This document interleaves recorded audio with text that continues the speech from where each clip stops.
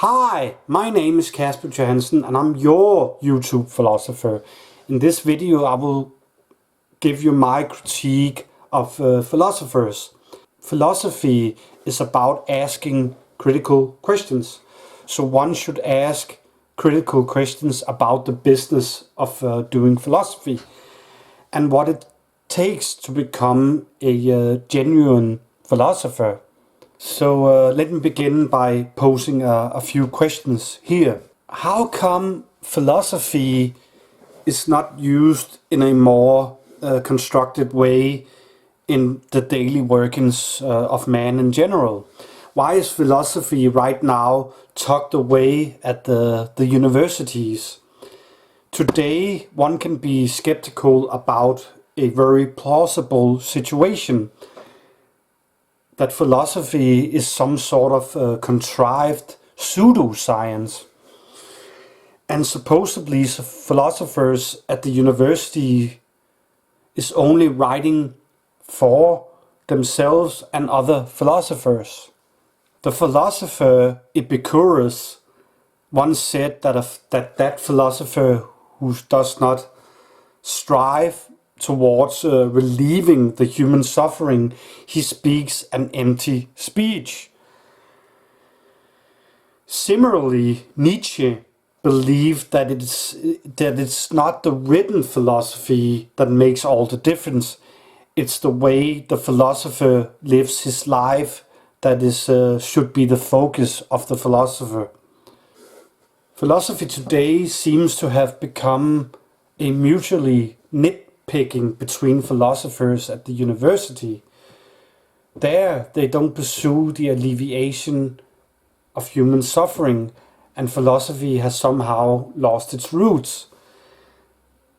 The ancient Greek philosophers was engaged with philosophy as a special way of living your life, and they tried to understand the world. They sought a practical philosophy. Philosophers are now, it seems, only debating in some sort of unilateral, strict semantic way.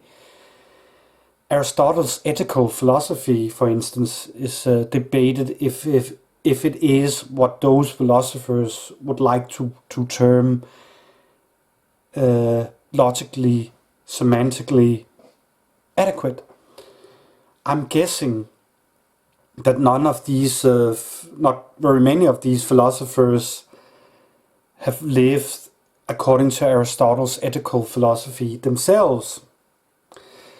Philosophers at the universities in general have forgotten that philosophy is not about abstract or logical thought only, but that philosophy also has a practical side. Aristotle knew that human understanding not only was about theory, but also about practice.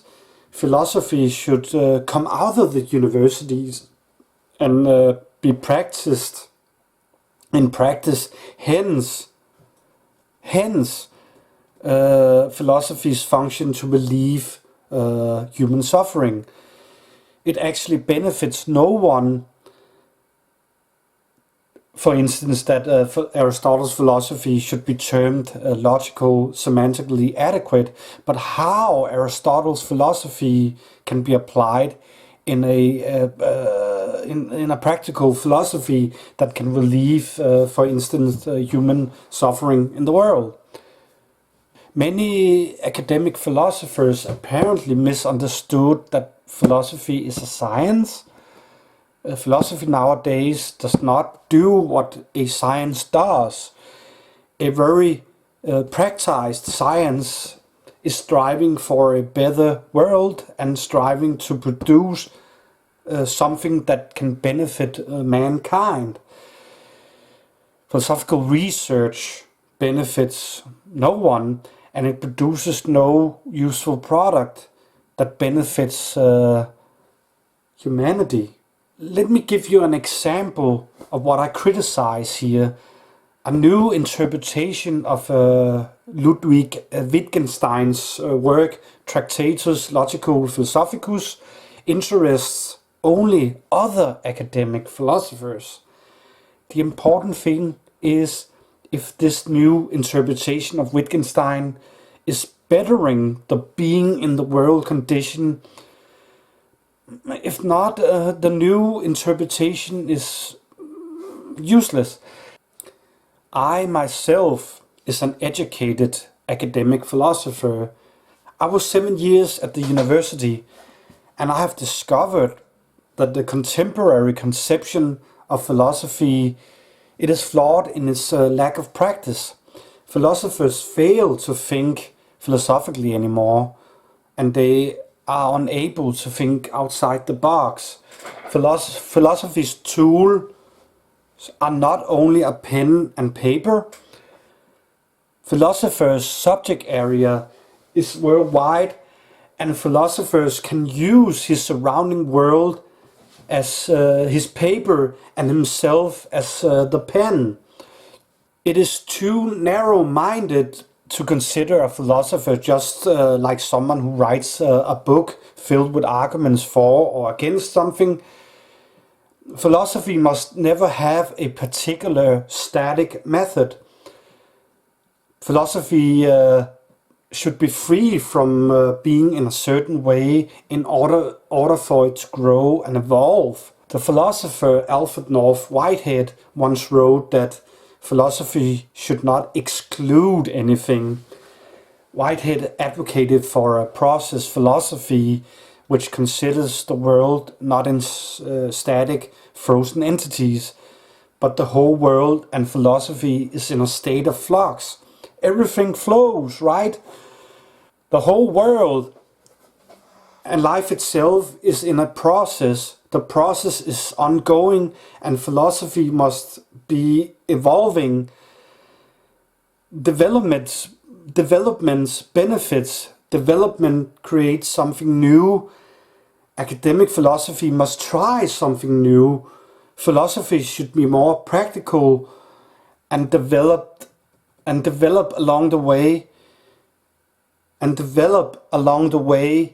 The ancient Greek philosopher Diogenes understood that philosophy can be used and acted out in practice.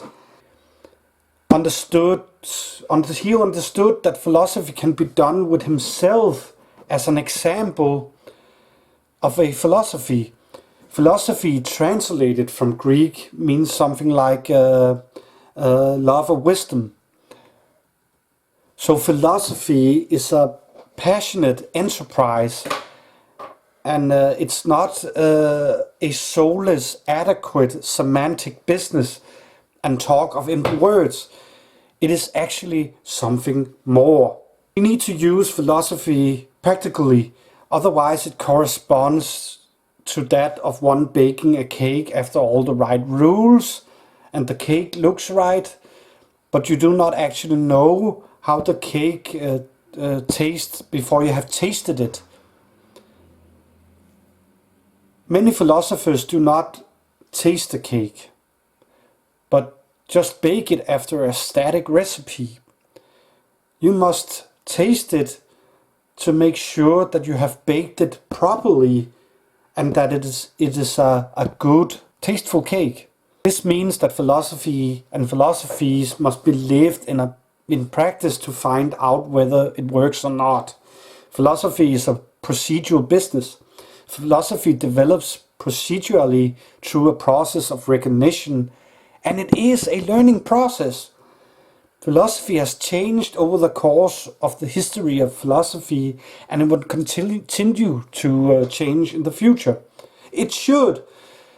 Philosophy is a process, and the process continues. Philosophy must have a practical use in real life, otherwise philosophy will just boil down to just one kind of entertaining gymnastic for the brain. But as the philosopher Heidegger thought, we are being in the world. We live in a concrete, real world, and we have to deal with that fact and live and philosophize in that world.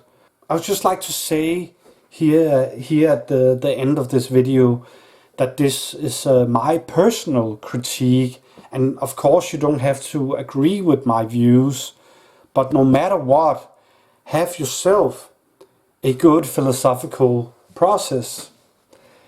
It's about philosophizing, right? So thank you for watching this video, and I'll see you in the next video. Bye.